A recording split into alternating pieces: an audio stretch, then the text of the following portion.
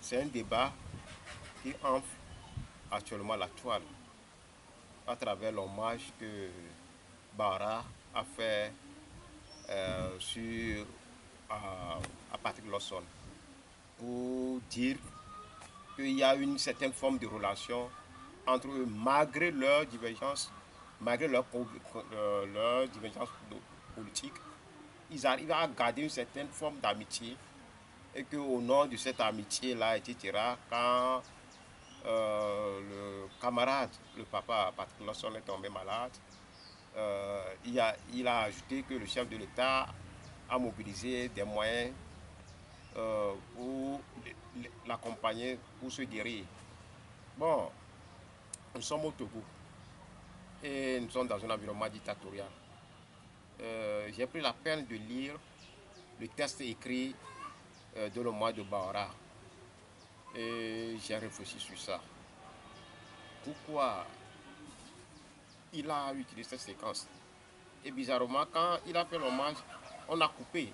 À part le reste, on a coupé la séquence de 2 minutes 25 là. Et on a balancé ça sur les radios. Et ça commence à faire des débats. Ah, l'opposition traite, l'opposition c'est, etc. Oui.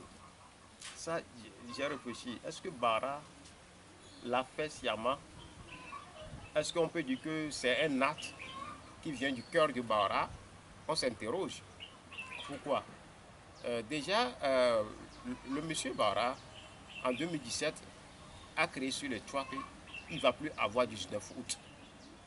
Et en politique, il n'y a pas de phrase gratuite.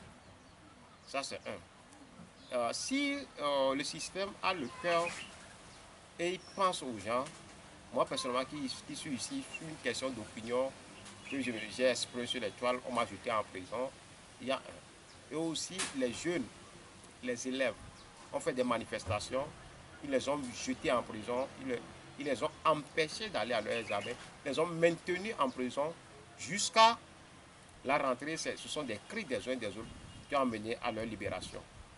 Donc, est-ce que ces personnes qui se comportent ainsi peuvent, à un moment donné, avoir du cœur pour un adversaire politique qui veut leur départ? On s'interroge. Les jeunes, les élèves qu'on a enfermés en prison, ces élèves ne demandent pas leur départ. Ils ne demandent que leurs enseignants. Et les enseignants qui ne réclament que une éducation de qualité. Donc, est-ce que, en voyant tout cela, Bara peut dire une question de sympathie, etc. Pour moi, en voyant ça, je pense que ça a été un coup politique. Moi, je vais analyser la chose sur l'angle de la lutte. Et je disais dans un de mes articles, quand j'ai vu la chose, que les gars nous livrent une guerre sur tous les plans. La guerre psychologique, sociale, économique, politique et même de manière physique. Donc devant cette guerre-là, qu'est-ce qu'il faut faire? Comment il faut agir?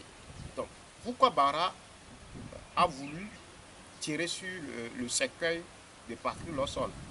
Pourquoi Bara quel est l'effet politique ou bien quel est le gain politique que Bara cherche à travers cette sortie? Bara sait qu'en disant ça, il va alimenter une certaine forme de pensée qui est déjà dans l'opinion publique, qui est l'opposition prend de l'argent. L'opposition est un traître. Aujourd'hui, quand vous rencontrez un Togolais, ou vous êtes dans le marché ou bien dans le taxi, ou vous rencontrez tout le monde dans la rue, quand vous commencez à parler du pays, tout le monde est conscient que ça ne va pas. Mais quand vous leur posez la question, qu'est-ce qu'il faut faire? La réponse que les gens vous donnent, l'opposition est un traître. L'opposition ci, l'opposition ça. Donc, quand Bara envoie ça, tous ceux qui se cachent derrière ce discours, l'opposition est un traître, ils vont avoir encore, la bonne conscience pour dire que non, ce que eux-mêmes pensaient au fond d'eux, aujourd'hui Bara affirme ça. Donc, ça veut dire qu'ils ont raison de dire que l'opposition prend de l'argent. Donc, ils ne vont pas s'engager. Et la plupart des gens disent, ok, ils ne vont pas s'engager. Ils veulent, ils préfèrent ils préfèrent que Dieu, ils préfèrent rester dans leur cœur que Dieu va venir les sauver. Donc, c'est à peu près ça. Et après, qu'est-ce que je peux encore ajouter par rapport à ça? Ce que je peux ajouter, quand Bara envoie ça, il y a deux types de personnes. J'ai parlé de la réaction du citoyen lambda. Et il y a aussi la réaction des combattants de lutte. Comment est-ce qu'un combattant de lutte va réagir? Au Togo, on sait que dans le champ politique, euh, les, les gens se font des coups bas. Donc, il y a comme l'affaire de 30 millions, les gens l'ont utilisé pour détruire le parti de Patrick Lawson. Les mêmes personnes qui ont fait la propagande de l'affaire de 30 millions, quand ce fait sont encore là, quand tu suis sur les réseaux sociaux, c'est encore les mêmes personnes qui sont jetées sur ça pour dire non, ils sont traîtres, ils sont ceux-là. Mais la question qui m'est venue en esprit, quand on a fait la propagande de l'affaire de 30 millions, on a eu quoi comme gain politique? On a eu quoi au niveau de l'opinion publique? On a eu quoi au niveau de l'engagement du citoyen? Ce que nous avons eu comme résultat, comme fruit, c'est la résignation, c'est le fatalisme. Depuis 2010 à aujourd'hui, les différentes mesures impopulaires que le système a prises, les faits injustes, arbitraires qui sont passés, ça n'a pas amené les Togolais à se lever pour dire non ou bien pour s'indigner. Ce qui fait que la propagande des affaires de 30 millions ne nous a rien donné. Maintenant, est-ce que nous allons encore retomber dans la même forme ou bien dans le même registre de propagande de hommage de Bara? Si Bara fait ça, envoie ce discours, tire cette âme psychologique-là, je pense que Bara veut alimenter la division entre les camarades de lutte, veut créer la confusion au niveau du citoyen. Et en analysant le système de 2018, de 2017 à aujourd'hui, la seule arme possible, à part l'arme, à part la sauvagerie, qui leur reste, c'est quoi? C'est la division, c'est la diversion. Donc, Bara s'est saisi de l'occasion de cette funéraille-là, de cet hommage-là, pour nourrir la division, la frustration qui constitue leur âme fatale. Maintenant, pour moi, en tant qu'un militant de la liberté, qui veut que le Togo soit libre, en tant que citoyen, quelle attitude je dois faire? Si Bara a fait cet hommage-là pour un objectif précis donné, qui, selon mes analyses, en se basant sur les titres de Bara et sur les faits du système qui consiste à créer la division et la diversion. En tant que citoyen et encore en tant que militant, qu'est-ce que je devais faire comment je vais traiter ce fait? Sur le champ politique, un fait n'a de sens, n'a de l'importance que par rapport au traitement que l'on lui donne. Donc, ce fait de Bara va rester anodin, sans valeur, si on ne parle pas de ça. Parce qu'au funérailles de Agboibo, ils ont fait la même chose là-bas. Mais ça n'a pas donné. Pourquoi? Ça n'a pas pris au niveau du funérail d'Agboibo. Et ici, ça enflamme les réseaux sociaux. Ça veut dire qu'il y a eu la fixation qu'on est en train de faire, le traitement qu'on est en train de faire. Ok, pour moi, si on dit un citoyen tombe malade et les gens gèrent le pays pendant plus de 50 ans, 55 ans, et nous n'avons pas d'hôpitaux de qualité, ou quand on tombe malade, quelle que soit la maladie, nous puissions nous soigner au Togo, et on soit obligé d'utiliser l'argent du contribuable pour évacuer un citoyen, ça pose un problème. Pour moi, au lieu de s'apprendre à Bara, je pense que ça pose un problème de la politique sanitaire au Togo. Et nous devons maintenant faire des revendications au niveau de la santé.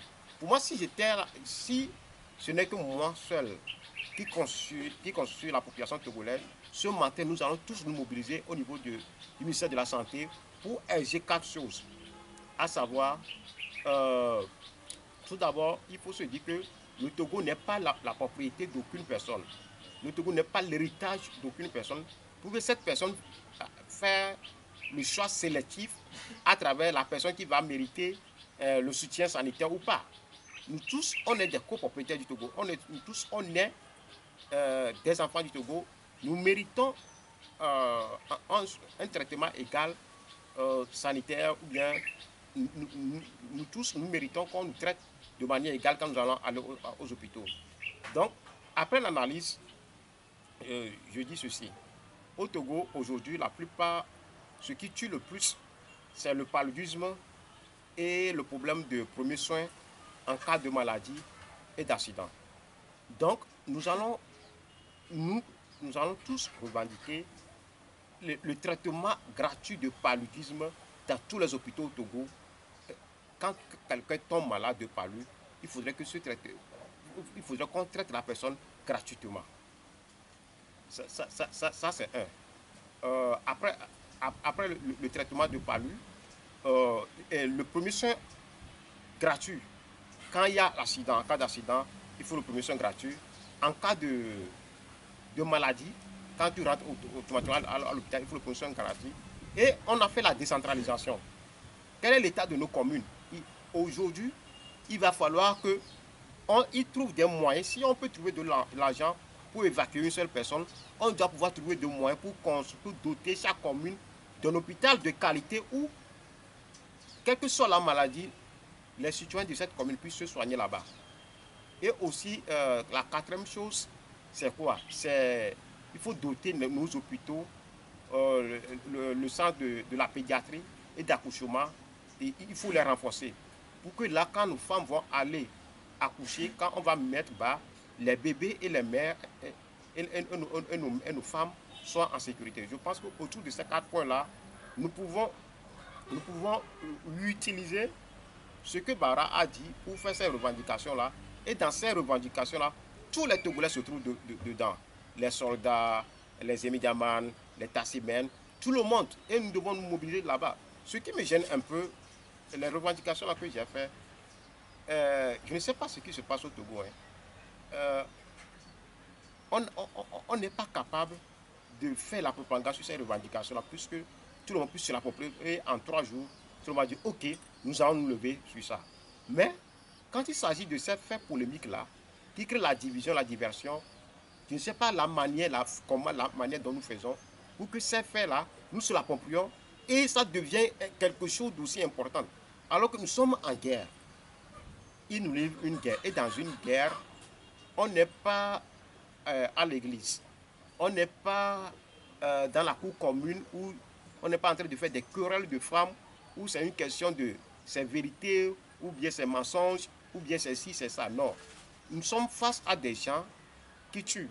Nous sommes face à des gens qui arrêtent. Nous sommes face à des gens qui corrompent. L'important pour nous, c'est quel est le mental des soldats. Et les soldats, c'est les citoyens. Comment on doit les armer pour qu'ils puissent être prêts en tout moment de revendiquer leurs droits. Et aujourd'hui au Togo, on prend tous les secteurs socio-professionnels, tous les groupes ont des droits à revendiquer. Comment nous devons les réarmer, nous devons les réorganiser pour que chacun puisse se lever et revendiquer ses droits. Si on laisse tout cela, si on va prendre des heures ou bien des jours, des mois pour faire ce débat dommage-là, je pense que le système va encore durer, est en train de gagner quelques jours, quelques mois de plus. Et je veux nous avertir par rapport à ça. À chaque fois que le système envoie une telle chose dans l'opinion, après 2 jours, 4 jours, il sort toujours une mesure impopulaire. Et quand la mesure impopulaire sort, nous sommes incapables de réagir face à cette mesure impopulaire et on est là, bon, on se charme dans nos coins et puis ça passe. Ou bien le simple profiter de ce moment-là pour arrêter quelqu'un. Donc il va falloir que nous, les leaders d'opinion, nous les citoyens, nous les journalistes, nous savons comment il faut traiter un fait. Aujourd'hui, nous n'avons pas besoin de faire des calculs, pour chercher des anges ou bien des démons pour libérer le peuple. Le leader, c'est comment nous devons armer le mental du peuple. Le libérateur, c'est le peuple. Les partis politiques, nous les avons dans les autres pays. Et dans les autres pays, les partis politiques là-bas ne sont pas des anges ni des démons. Et au Tchad, je suis en train de suivre l'actualité au Tchad. Et quand il y a eu la répression du 20 octobre au Tchad, qu'est-ce qu'on a envoyé sur les médias pour parler? C'est un opposant au père, au père Déby. Cet opposant a fait 35 ans d'opposition pour combattre le papa Déby. Mais après la mort de Déby, il est devenu le premier ministre du Petit. C'est lui qui est venu sur les médias dire des conneries. Mais à ma grande surprise, quand Succès Masséra, le jeune opposant qui actuellement mène la danse, il n'est pas venu faire la fixation sur le premier ministre en question pour dire opposition ci, opposition ça, etc. Non, ils ont un focus sur quoi? Sur le départ du boucher Déby. Donc, quand j'ai vu la communication de Succès Masséra, oh, ça m'a un peu fait réfléchir. Les gens sont en train de travailler sur la communication de victoire. Dans une dictature, ce qu'on veut, ce qu'on cherche de la part de nous, les militants, c'est une communication de victoire.